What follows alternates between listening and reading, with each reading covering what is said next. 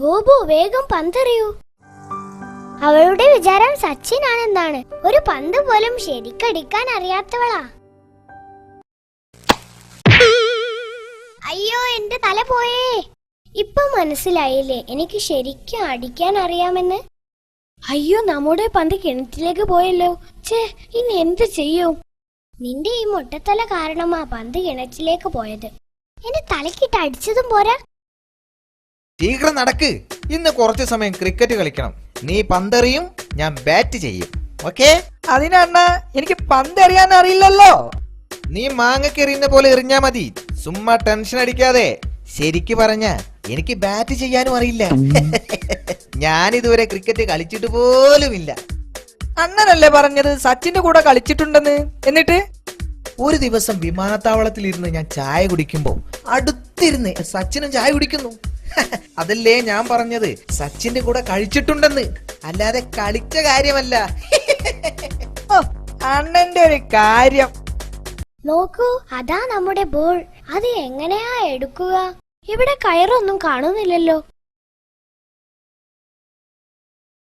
എന്താ എന്താ എല്ലാരും കൂടി കിണറ്റിലേക്ക് നോക്കുന്നത്? ഞങ്ങളുടെ പന്ത് കിണറ്റിൽ പോയി. അത്രേ ഉള്ളൂ. നിങ്ങൾ വിഷമിക്കണ്ട, അത് ഞാനിപ്പോ എടുത്തു തരാം.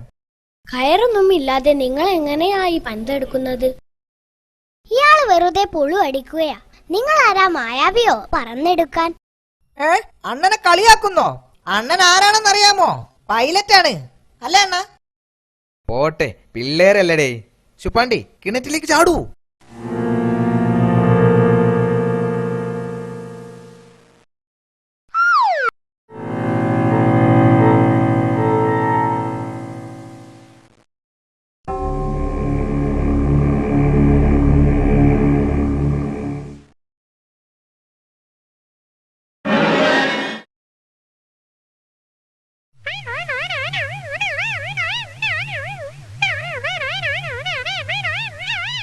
നോക്കൂ, ചെളിയിൽ വീണ പന്നിയെ പോലെയുണ്ട്.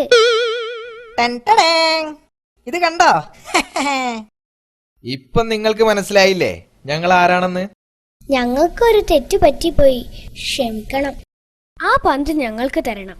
ഈ കുഞ്ഞിത്തായി എപ്പോഴും വേണ്ടാത്തതേ പറയൂ. അണ്ണാ, പന്ത് കൊടുക്കരുത്. അണ്ണനെ പരിഹസിച്ചതല്ലേ?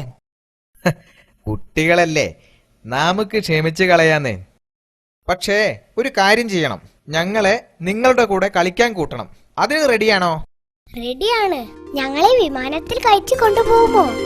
തീർച്ചയായും. നമുക്കിപ്പോ ഒന്നിച്ച് കളിച്ച് രസിക്കാം. ഓക്കേ?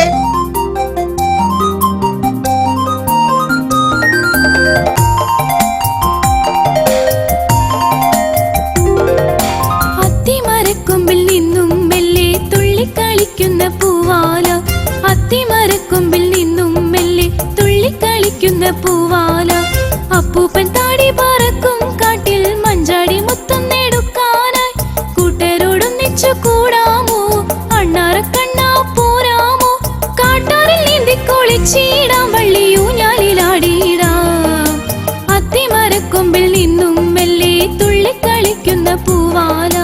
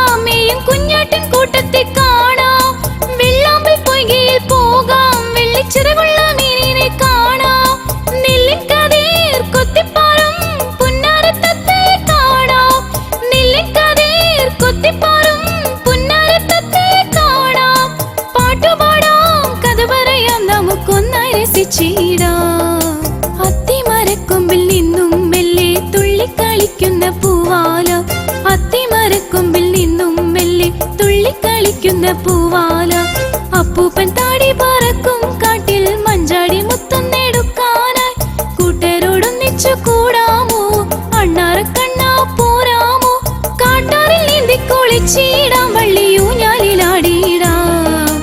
അത്തിമരക്കൊമ്പിൽ നിന്നും മെല്ലെ തുള്ളിക്കളിക്കുന്ന പൂവാല.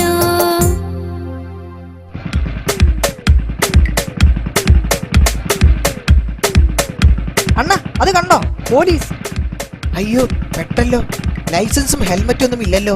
ഇനിയിപ്പൊ നമ്മളെന്താ ചെയ്യാ? നീ പേടിക്കാതിരിക്കടേ, ഒന്നില്ലെങ്കിലും ഞാനൊരു പൈലറ്റ് അല്ലേ. തൽക്കാലം ഇതൊരു വിമാനമാണെന്ന് കരുതിക്കോ. ഇപ്പൊ കാണിച്ചത് അയ്യോ അയ്യോ!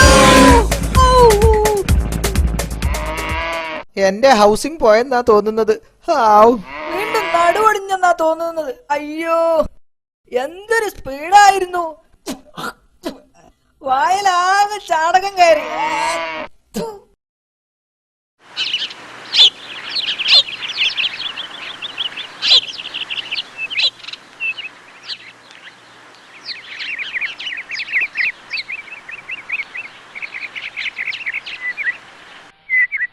എന്താ മോളെ, നേരം ഇരുട്ടാവുന്നതിന് മുമ്പേ വീട്ടിലേക്ക് വന്നൂടെ?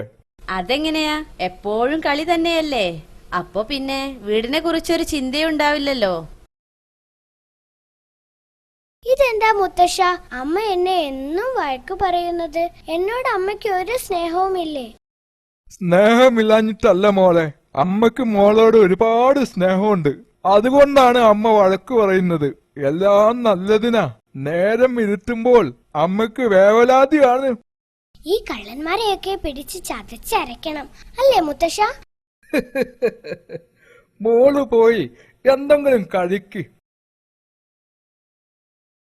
ഇങ്ങേ സൈഡിൽ വണ്ടി വെച്ച് നമുക്ക് ആ ചായക്കടയിൽ നിന്ന് നല്ല കടുപ്പത്തിലൊരു ചായ കുടിക്കാം.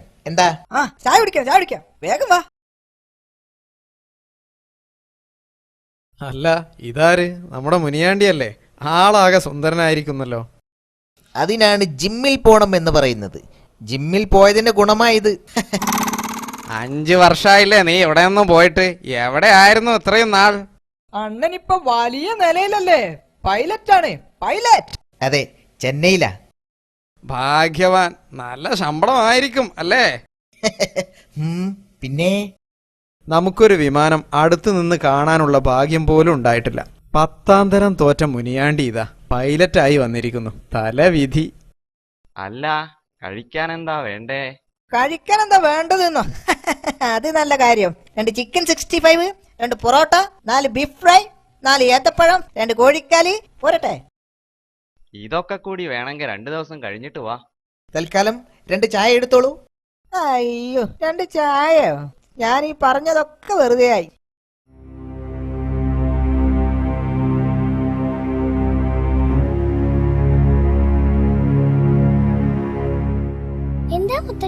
എന്താ മുത്തശ്ശൻ ദുഃഖത്തോടെ ഇരിക്കുന്നത്? ഞങ്ങൾ പുറത്തു പോയ സമയത്ത് ഇവിടെ കള്ളൻ കയറി വില പിടിച്ച സാധനങ്ങളൊക്കെ കൊണ്ടുപോയി. ഈ പട്ടാപ്പകലോ മുത്തശ്ശ? എന്ത് ചെയ്യാനാ, ഈ നാട്ടിൽ ജീവിക്കാൻ പറ്റാത്ത സ്ഥിതിയായി.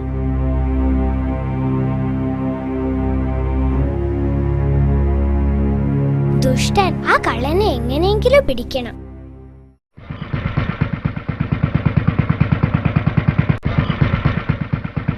നമുക്ക് അച്ഛനെ ഒന്ന് കണ്ടുകളയാം, അനുഗ്രഹം വാങ്ങിക്കാലോ. അച്ഛോ, ഈശോ മിശിഹായ്ക്ക് സ്തുതിയായിരിക്കട്ടെ. ഇപ്പോഴും എപ്പോഴും സ്തുതിയായിരിക്കട്ടെ. കുഞ്ഞാടെ, എന്തൊക്കെയുണ്ട് വിശേഷങ്ങള്? കഴിഞ്ഞ ദിവസം വളരെ വേഗത്തില് സ്പീഡില് വണ്ടി ഓടിച്ചു പോകുന്നത് കണ്ടല്ലോ. എന്തിനാണ് കുഞ്ഞാടെ ഇങ്ങനെ വേഗത്തിൽ പോകുന്നത്? വല്ല ആപത്തും സംഭവിച്ചിരുന്നെങ്കിലോ? സാവകാശം വണ്ടി ഓടിക്കണം കുഞ്ഞാടെ, കേട്ടോ? ശരി അച്ഛോ. അച്ചോ, ഈ കുണ്ടും കുഴി നിറഞ്ഞ റോഡിലെ ഗട്ടർ ഒഴിവാക്കാനാ ഞങ്ങൾ വളരെ വേഗത്തിൽ വണ്ടി പറത്തുന്നത്. ഈ അച്ഛനൊന്നും അറിയില്ല. നീ വാ, നമുക്ക് വേഗം പോവാം.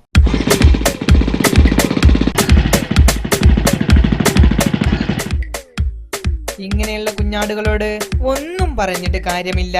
ദൈവത്തിന് സ്തുതി. ആ കള്ളനെ പിടിക്കാൻ എന്താണൊരു വഴി? നമുക്ക് എങ്ങനെയെങ്കിലും ആ കള്ളനെ പിടിക്കണം. നമുക്ക് മാളുവിന്റെ വീട്ടിൽ ഉറങ്ങാതെ കാവലിരിക്കാം. കള്ളൻ വന്നു കഴിഞ്ഞാൽ ചാടി പിടിക്കാമല്ലോ. മണ്ടത്തരം പറയാതെ. ഇനി ആ കള്ളൻ കുറെ ദിവസത്തേക്ക് ഈ വഴി വരുവാന്ന് തോന്നുന്നില്ല. നിങ്ങളെന്താ ഇവിടെ ഇരിക്കുന്നത്? മാളുവിന്റെ വീട്ടിൽ കള്ളൻ കയറി. വിലപിടിപ്പുള്ള കുറെ സാധനങ്ങൾ കള്ളൻ കൊണ്ടുപോയി. ഭാഗ്യവാൻ, അയാൾക്കിനി പണിയൊന്നും ചെയ്യാതെ കുറെ കാലം ജീവിക്കാം. മണ്ടത്തരം പറയാതെ. നിങ്ങൾ പേടിക്കണ്ട, ഞാൻ കൂടെ ഇല്ലേ. ഞാൻ കള്ളനെ പിടിച്ചു തരാം. ഞാൻ പണ്ട് ചെന്നൈയിൽ നിന്ന് ഒരുപാട് കള്ളന്മാരെ പിടിച്ചതാ. സ്വപ്നത്തിലായിരിക്കും അല്ലേ? ചിരിക്കുന്നോ? നിങ്ങൾ സമാധാനമായി വീട്ടിലേക്ക് പോകൂ. അണ്ണൻ കള്ളനെ പിടിക്കാമെന്ന് അവരോട് പറഞ്ഞില്ലേ? അതെന്തിനാ പറഞ്ഞേ? എങ്ങനെയാണ് നമുക്ക് കള്ളനെ പിടിക്കാൻ കഴിയുക? ആ കാര്യത്തെക്കുറിച്ചാണ് ഞാനും ഇപ്പോ ആലോചിക്കുന്നത്. എന്ത് ചെയ്യാനാ, നമ്മൾ അവരോട് അങ്ങനെ പറഞ്ഞും പോയില്ലേ. നമുക്ക് മോശം സമയമാ, അതാണ് അങ്ങനെയൊക്കെ പറയാൻ തോന്നിയത്. അതെ അണ്ണ, അതാ അവിടെ ഒരു കൈനോട്ടക്കാരൻ ഇരിക്കുന്നു. നമുക്ക് നമ്മുടെ ഭാവിയെ കുറിച്ച് അയാളോടൊന്ന് ചോദിച്ചാലോ? ശരിയാ, നീ വാ. സ്വാമി, അണ്ണന്റെ ഭാവി ഒന്ന് പറഞ്ഞു തരണം. എവിടെ പോയാലും ആപത്തേ സംഭവിക്കുന്നുള്ളൂ. ശരിയാ സ്വാമി. 105, 1010, 10,000 ഇതെന്താണ്? ഒന്നും മനസ്സിലാവുന്നില്ലല്ലോ. ഇത് അദ്ദേഹത്തിന്റെ കോഡ് ഭാഷയാണെന്ന് തോന്നുന്നു. ഇവനേതായി വിഡ്ഢി? ഇത് കോഡ് ഭാഷയല്ല. ആദ്യം ദക്ഷിണ തരണം. ദക്ഷിണ അനുസരിച്ചാണ് ഭാവി പറയുക. 100 രൂപ 5 മിനിറ്റ്, 1000 10 മിനിറ്റ്, 10,000 അരമണിക്കൂർ. അത് ശരി. എങ്കിലിതാ 100. മക്കളെ, നിങ്ങളിൽ ഞാൻ രാജയോഗം കാണുന്നു. നിങ്ങൾക്ക് വലിയൊരു പുരസ്കാരം ലഭിക്കുന്നതാണ്. ഈ മാസത്തോടെ നിങ്ങളുടെ കഷ്ടകാലമൊക്കെ തീരും. പിന്നെ ശുക്രദശയാ. ശരിയാണോ സ്വാമി? ആഹാ,